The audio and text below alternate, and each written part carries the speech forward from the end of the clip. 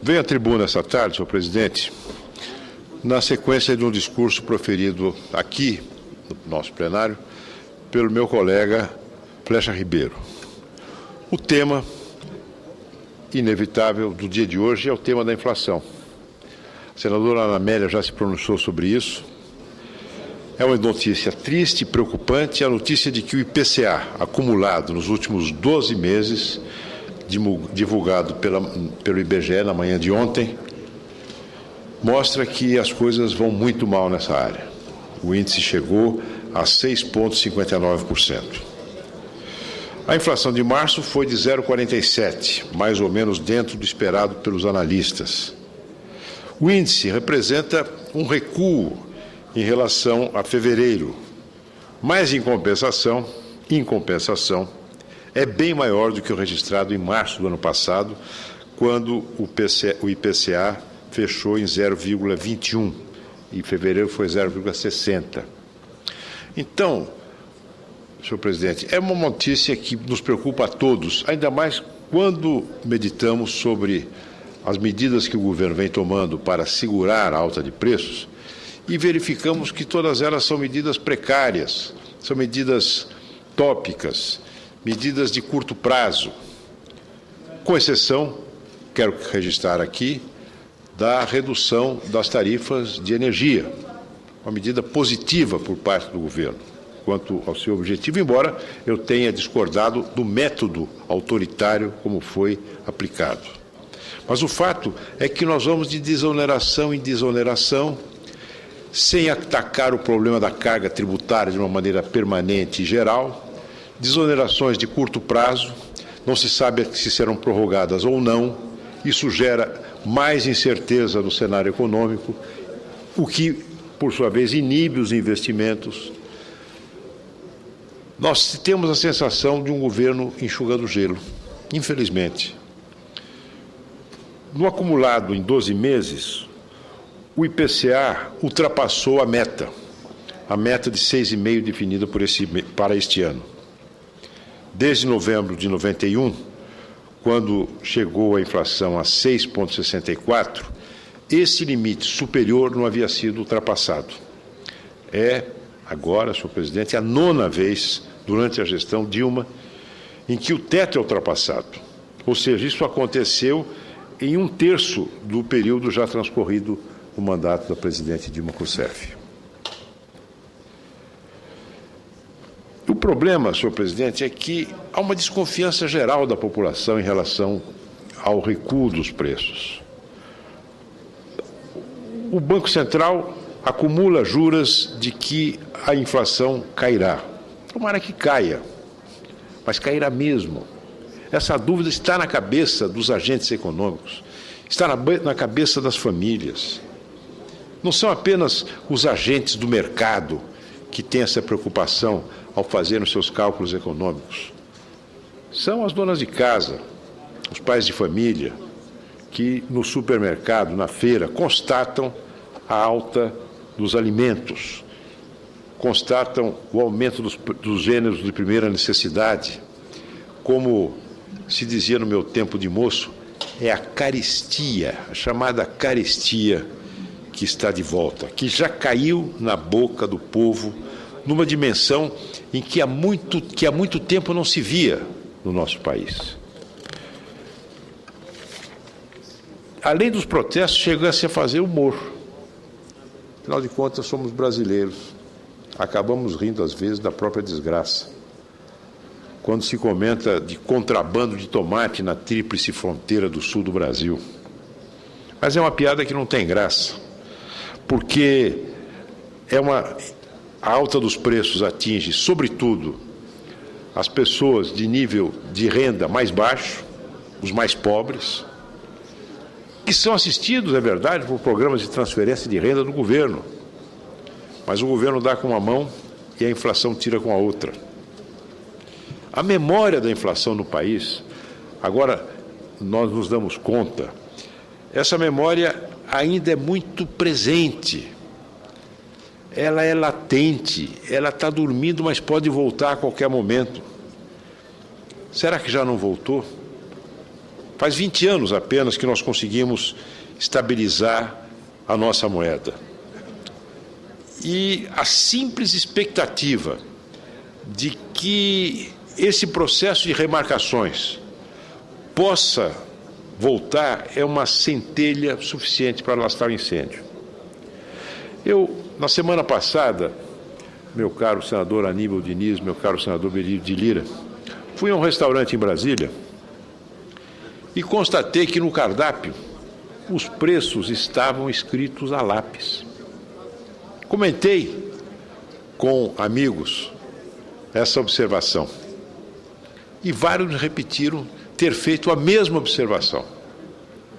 Cardápio com preço escrito a lápis, para poder ser apagado com a borracha e remarcado. E não são aumentos circunstanciais, apenas o aumento do restaurante ou disso ou daquilo. Existe o chamado índice de difusão da alta de preços, que é a forma como a inflação se alastra nos diferentes bens e serviços produzidos e consumidos no país. Em março, 69% dos 365 itens pesquisados pelo IBGE ficaram mais caros. Isso quer dizer que de cada 10 preços, 7 subiram. Vejam os riscos que nós estamos correndo.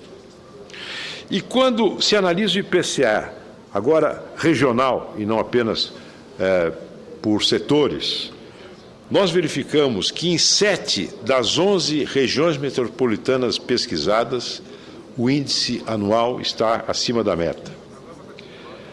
Nas capitais do Nordeste, é onde estão as mais altas inflações, taxas de inflação do país, meu querido amigo senador pelo Estado de Alagoas, Benedito de Lira. Nas capitais do Nordeste é que se verificam as mais altas taxas de inflação ocorridas no país. É o que noticia o jornal Estado de São Paulo na sua edição de ontem. E, infelizmente, o que constato, e não apenas eu, senador de oposição, notoriamente de oposição, mas o que os jornalistas econômicos, veja o artigo de Celso Ming no Estado de São Paulo hoje,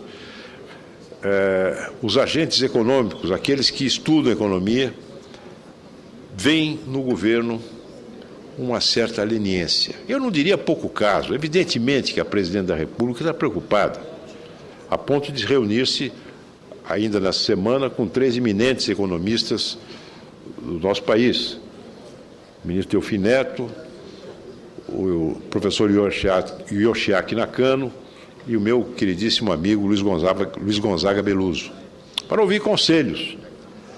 Mas conselhos não adianta só, é preciso tomar medidas.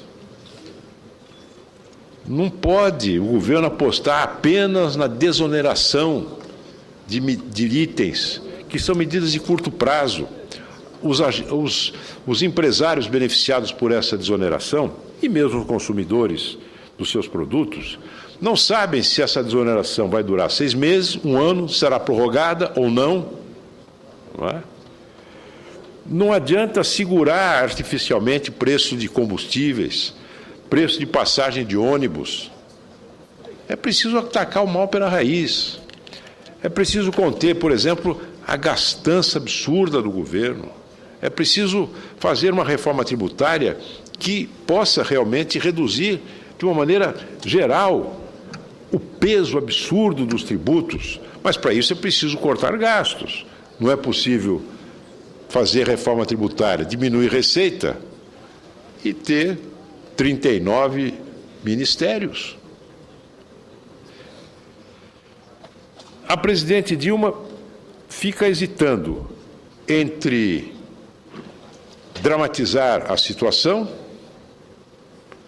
e fazer pouco caso das críticas que lhe chegam.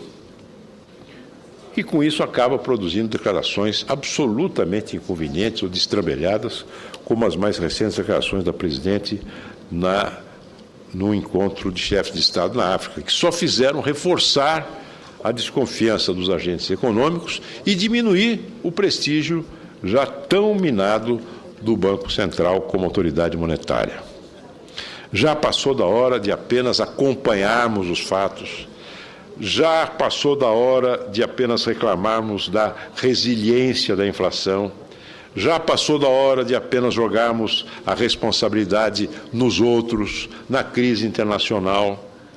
Não adianta o governo continuar apenas tentando vender a imagem de que está comprometido no combate à inflação. Nós esperamos atitudes concretas, positivas, ações corajosas. A presidente da República tem prestígio suficiente, tem apoio político suficiente. Falta a ela a disposição para enfrentar os problemas, mesmo que tenha que pagar preço de popularidade no curto prazo. Mesmo que ela precise, num determinado momento, esquecer a sua condição de candidata e se dedicar a enfrentar os problemas do país, eventualmente quebrando alguns ovos para fazer omelete. É isso que nós esperamos, senhor presidente, senhores senadores. E eu encerro com mais um trecho do jornalista Celso Ming, que é a quem sempre recorro para tentar entender um pouco aquilo que ocorre na economia brasileira.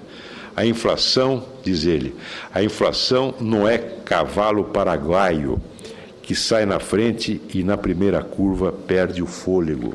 É o que diz o jornalista Celso Ming. Muito obrigado.